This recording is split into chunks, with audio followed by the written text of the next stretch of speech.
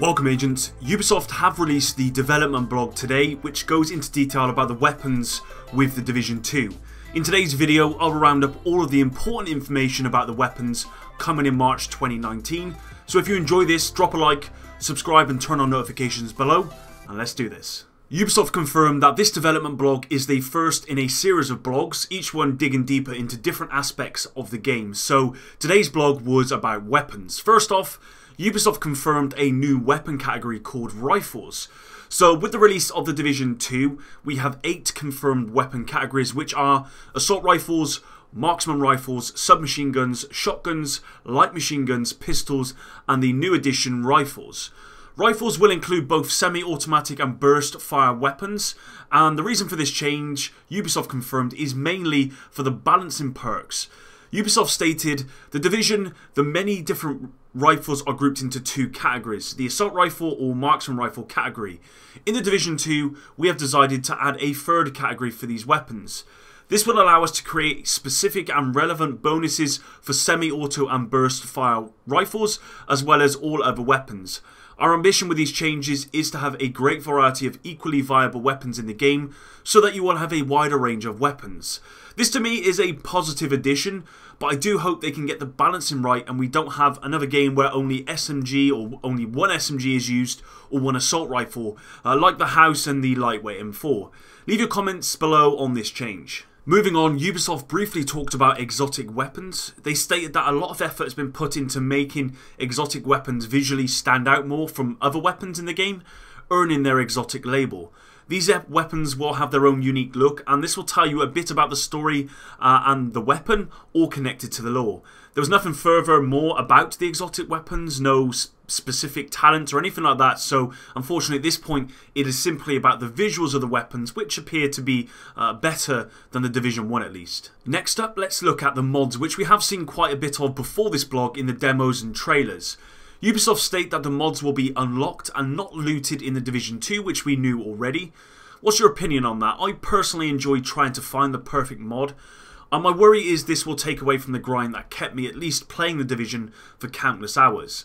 Ubisoft have given their reasons for this change and state, the reason for this change is that some mods were seen as must-have upgrades on all weapons, which led to a modding experience becoming less interesting.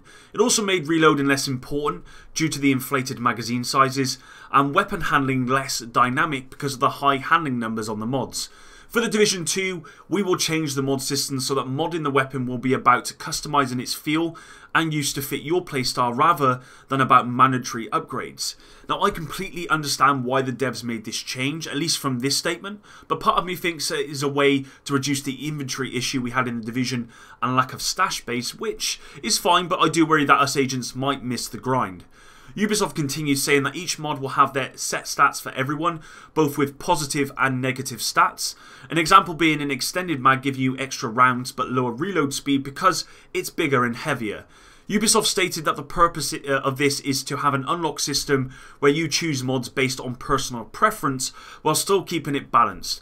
Now, I have to respect that Ubisoft are making changes to a mod system most of us will agree is unbalanced in the Division, so we will have to see how this works. I really like the idea of positive and negative stats on a mod.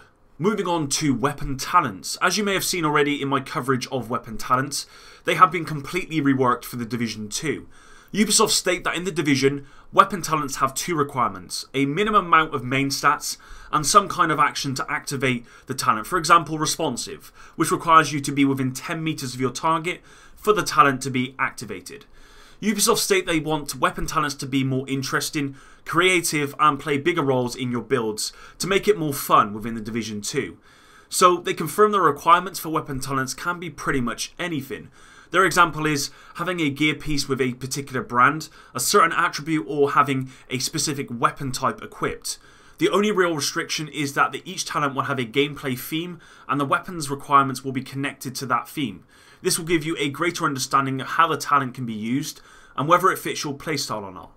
I really like this change, but I hope Ubisoft can give us plenty of talents that are all viable and not just a few that everyone uses. Ubisoft went on to talk about a new feature called Augmented Reality Tracker, which sits on the side of your gun when you scope in. This has been shown before in the demo, and it's essentially a real-time tracker for your weapon's talent that will show different things depending on what your talent or what the talent you have equipped is. An example being it can light up when the talent is activated, or it can help you count shots left until the talent activates.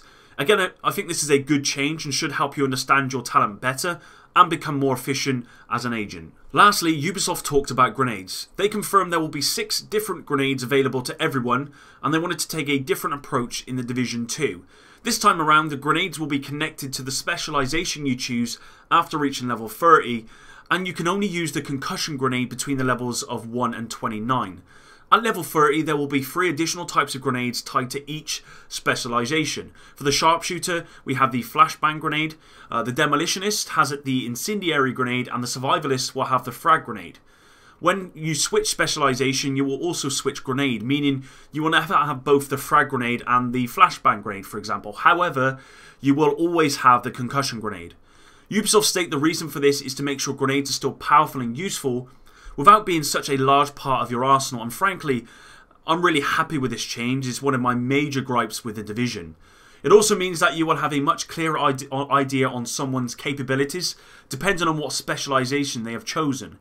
Ubisoft state it will add more depth to PvE content, like the new raids for example, where certain grenades may be more viable than others, so assembling your squad will be that much more important. So there you are, agents. If you want to read the entire blog for yourself, the link will be below. With that said, thanks for all your support on my videos, and if you want to support my upcoming wedding, Epic's wedding, please find my GoFundMe below. With that said, thanks again for all of your support, and until the next one, Epic out.